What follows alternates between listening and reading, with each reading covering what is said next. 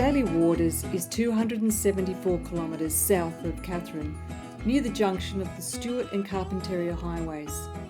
The name Daly Waters was given to a series of natural springs by John McDowell Stewart during his third attempt to cross Australia from south to north in 1861.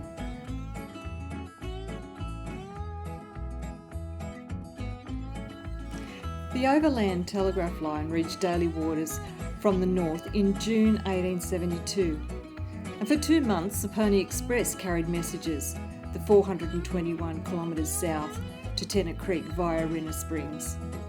The Daly Waters pub is one of the Territory's most famous watering holes.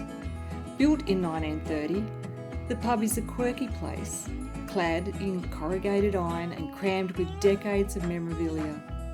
The patrons include people, chickens, goats, cattle, donkeys, and a horse. And the whole town is very different. And if you're part of the woke brigade, or you don't have a sense of humour, I suggest you keep driving down the highway. It is a very old school Aussie humour.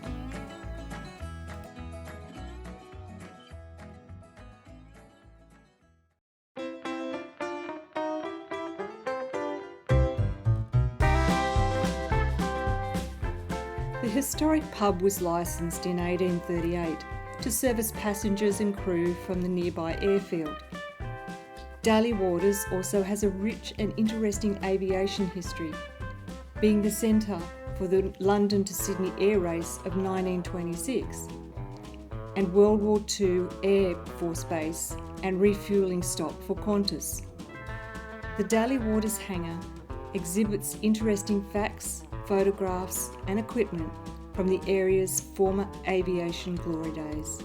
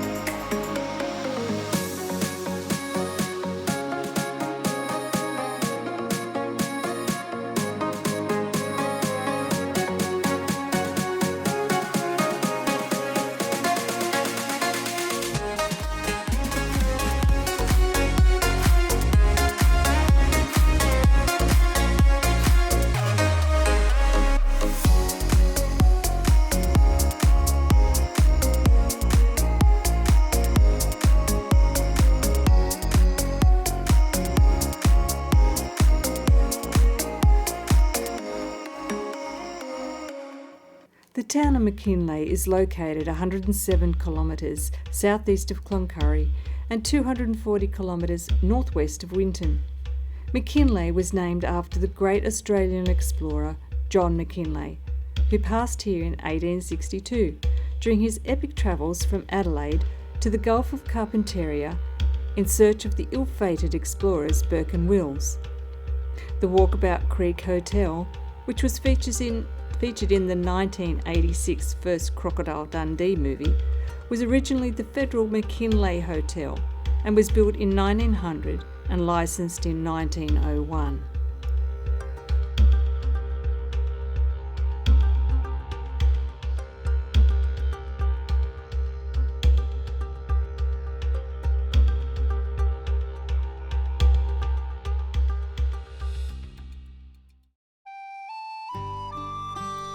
The Combo Waterhole is just south of Cuyuna and 132 kilometres northwest of Winton.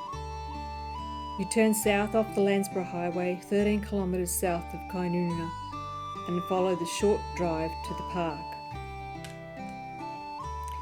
This is the billabong that inspired Banjo Patterson's timeless tale of Waltzing Matilda, and the unfortunate and reckless swagman that's ghost may be heard as you pass by that billabong. With every footstep of the 2.6 kilometre walk, you find it near impossible not to hum the words of the song, and its history reverberates into your soul.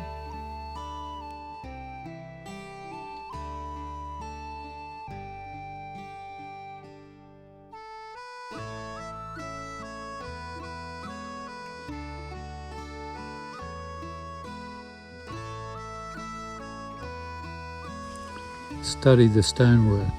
Over 100 years ago, a team of men used horse and dray and baskets to cart stone and soil, carefully selected stone after stone, laid them in tightly packed and interwoven rows, strengthened by keystones, no mortar, to withstand the mighty force of flowing water and so transform the interaction of people within this land.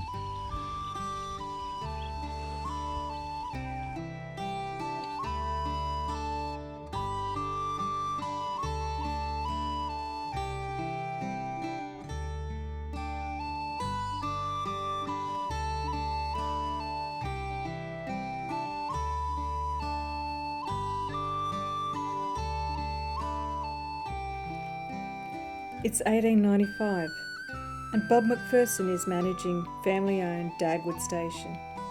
His sister Christina is a talented musician. Banjo was visiting the station. He heard her play a catchy, whimsical, haunting tune that deserved words to keep it alive. And that he did. Waltzing Matilda was created from colourful outback characters, larrikins and gentry. His words and his visit continue to captivate and stir the hearts of Australians even today, and has certainly kept the music alive.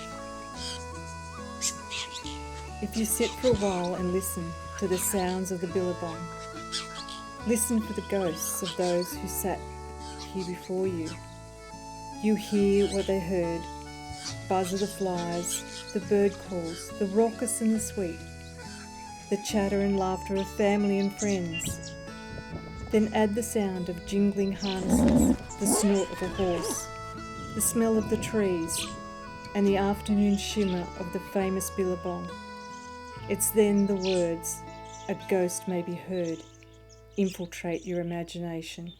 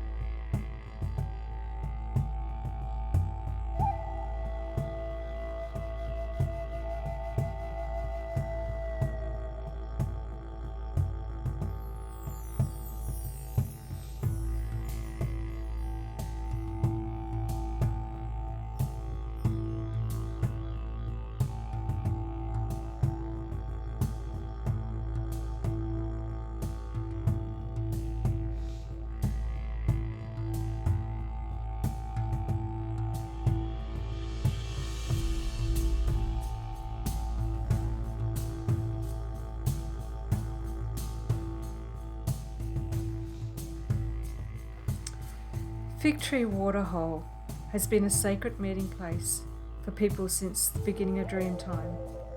Its cool waters and deep shade provide sanctuary from the hot plains surrounding it. Countless thousands of years people have come to talk of family, the seasons, and great hunts. It's been an oral history from the mists of time passed to the next generations, through stories, myths, legends, records and messages, all painted and repainted onto these walls. They're galleries of knowledge and a connection to subsequent custodians. To the later inhabitants, this is known as Fig Tree Hole, a place to water your horse and yourself, a resting place, somewhere to swim on a hot summer's day. It has been a special destination for generations of Winton kids who revelled in the cooling waters. Close by, there are several of the rock figs, which are remnants of a wetter climate, of which the rockhole gets its English name. Other vegetation is lancewood, a nitrogen-fixing acacia that likes acid soils and extends through much of the inland Queensland and into Northern Territory. Other inhabitants that enjoy this water are the wallaroos, echidnas, lizards, snakes and frogs. They all call this area home, as do dozens of species of birds, including wedge-tailed eagles, spinifex pigeons, and budgerigars. This mesa is all that remains of the landscape of 25 to 30 million years ago. While the surrounds have weathered away, the softer siltstone and the sandstone of this remnant have been protected by the silicate cap. The scree slopes and jumbles of boulders around you attest to the inexhaustible nature of this process.